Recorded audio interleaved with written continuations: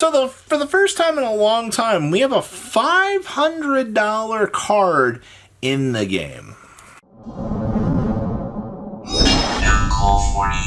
Make sure you guys smash the crap out of that subscribe button so you guys don't miss out on more awesome content. So we're going to talk about Battles of Legend, the Dragon Magia, and what in the world is happening to this card right now. So I want to point out that with every recent Yu-Gi-Oh set that we have had, stores complain that there needs to be a reason for them to want to have some sort of product laying around either on the shelves or to create a reason for them to open up these products.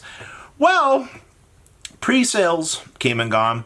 We saw Dragon Magia start off at $300.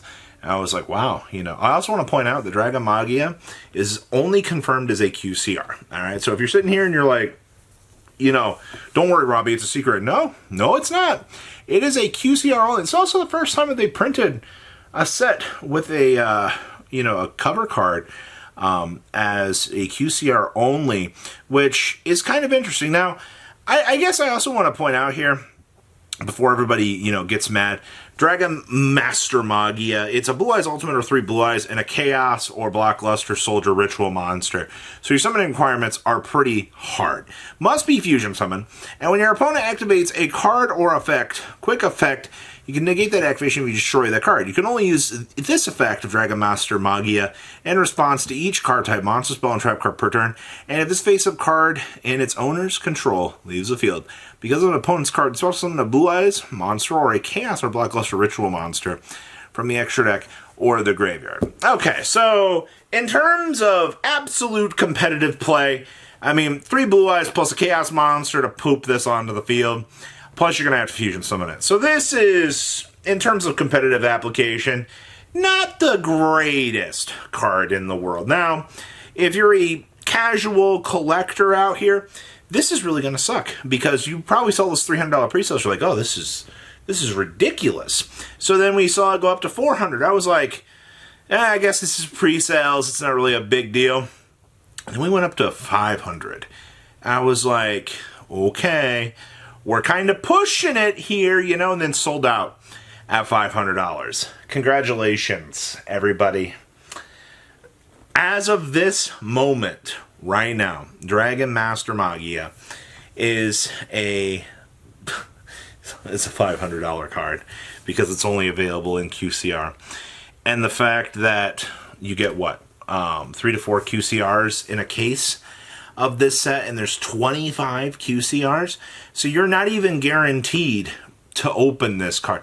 But to top things off with this, the biggest thing about this is Konami's marketing towards the collector player base, going, hey, you guys want this card? We're going to lock it behind QCR.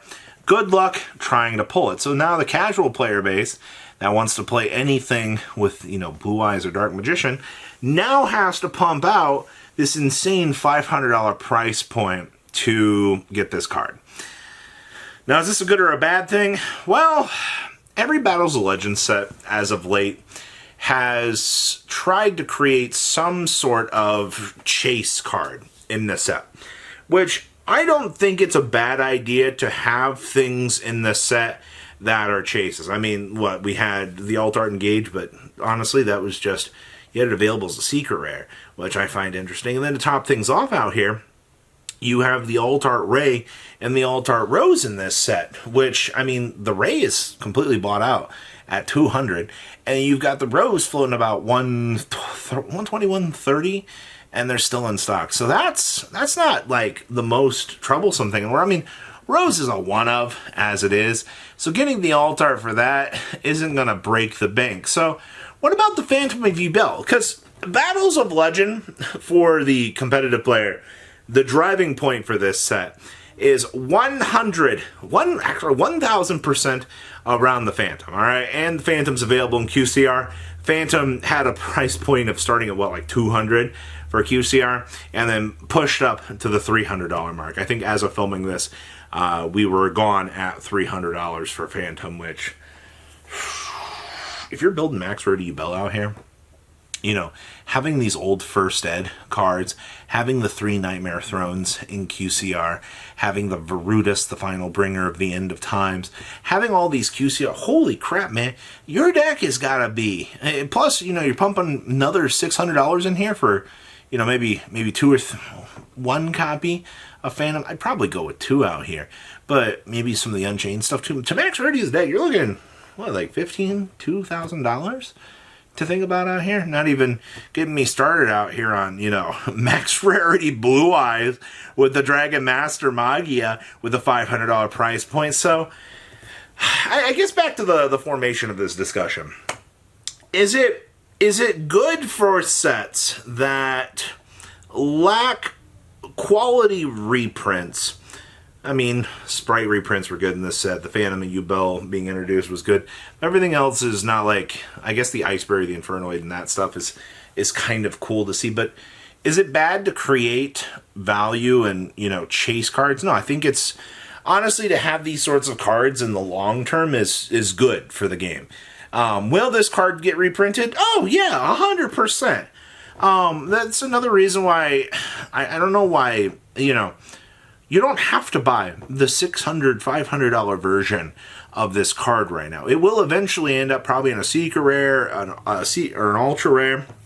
Konami's using this card to create reprint equity in the future. They're like, hey, you know, this extremely cool Dragon Master Magia only being available as a QCR from this one point, you know, they can drop this in a set in a much later date, and congratulations, they created reprint equity.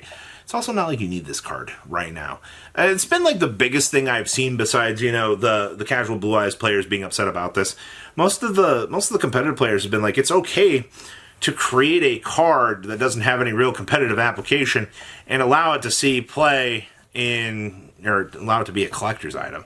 You know, obviously this could have been, you know, an alt art, which, or, you know, a full art, you know, take a page out of the other card games books out here, you know, locking something like this behind this is a little bit rough, or they could have used this for a YCS prize card. I don't think anybody would have complained about that either, honestly. I would have rather had this been a YCS prize card than, you know, the normal monsters we've been getting. But, alas, do you think that creating value like this so that stores are incentivized to have this product, because you got to remember, stores have to pay for things too.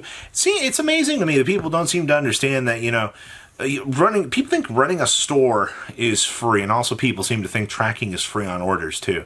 Do you guys know that? It amazes me. People seem to think that you're going to ship out a $4 card with $6 tracking, $5 tracking. Depends on how much you're going to spend at your post office. But, you know, people believe in that, and it's crazy to me. People must think that, you know, the electricity that runs through the card shop, you know, the toilet water to flush the toilet, you know, the cost to pay for their, you know, one employee that helps them out. You know, gosh darn it, man, it's rough out here.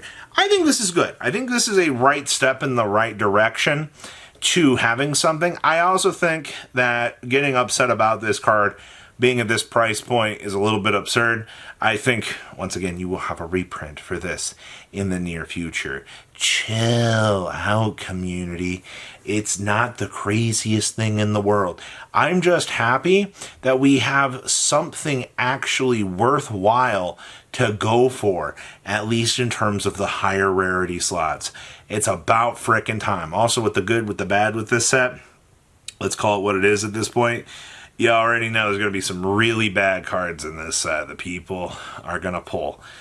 I can't wait to pull the QCR of the Dragon Blaster friend, the Dragon Ruler, and be like, well, I could have pulled a Dragon Master Magia, but instead, I pulled a hot $20 QCR. At least we have a super high-end card for collectors, and, you know, some mid-range stuff for everybody else. So what do you guys think about the $500 Yu-Gi-Oh card and how it's ruining the game? I can't believe this is actually a topic that people are like, it's actions like this that actually make Yu-Gi-Oh very unenjoyable. And it's like, bro, this is literally one of the worst cards I've read. It's gimmicky, but it's just that. At least you don't need 3 copies of it to play your deck. And your deck will perfectly function without this. I'm sorry to tell you that. You guys have a good rest of your day, alright? Patrons! Thank you!